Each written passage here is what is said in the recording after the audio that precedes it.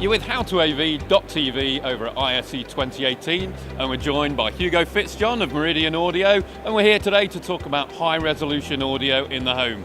Hugo, you've just come out of your first training session for CEDIA. How was that? Yeah, it was really good. Really great to see a lot of people coming out and learning about high-res audio and the benefits it's going to have for them in the future. So we know what audio is, high-resolution audio is still relatively new. Tell us what the difference is in the quality. Well, for a long time we've been looking at CEDIA as being the kind of benchmark for good quality audio. What we really need for our brains to really understand stuff and it to seem more natural is higher resolution. So we need to capture timing information, which is really important to actually how we hear stuff.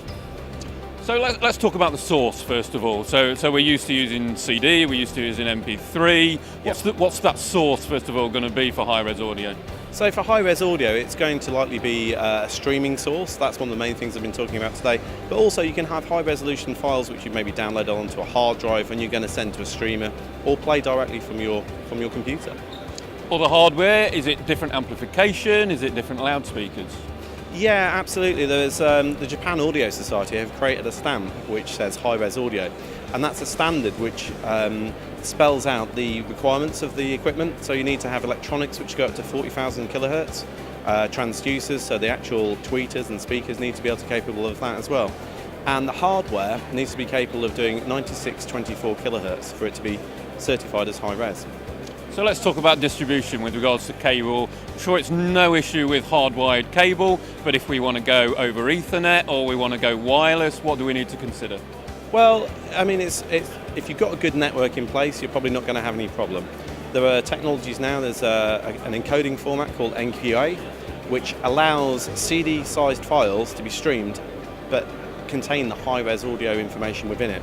If it gets to an MQA decoder, it unfolds the whole picture, and that allows you to have high-res, but just with a CD-sized file.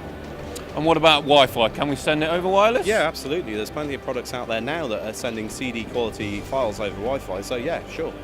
And what transmission are we using for that? Is it a receiver within the loudspeakers, or are we using a special high-resolution receiver? Well, we're going to have, like I said before, the 9624 hardware actually built into the product to be able to have that high-resolution audio going through.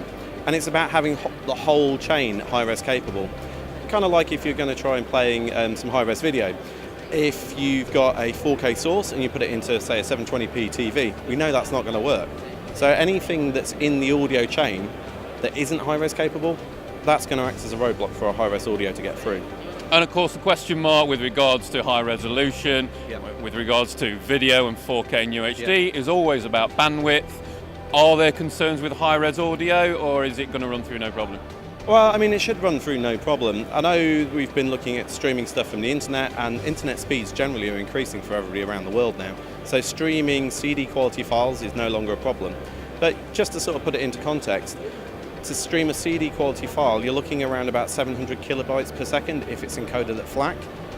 With UHD, so 16-bit, 24 frames a second, 444 chroma UHD content, you're looking 17.82 gigabytes per second. So in the industry, we're used to dealing with high speed of data transfer.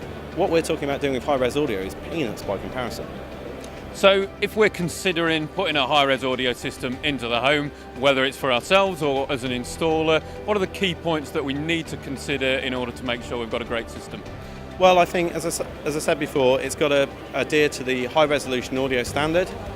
You've got to have all of your bits in alignment, so you've got a streamer which has got services which have the ability to have high-res on them, or files from your computer, and then a whole chain all the way through, right through to the speaker, making sure the speaker is capable of high-res at 40 kilohertz.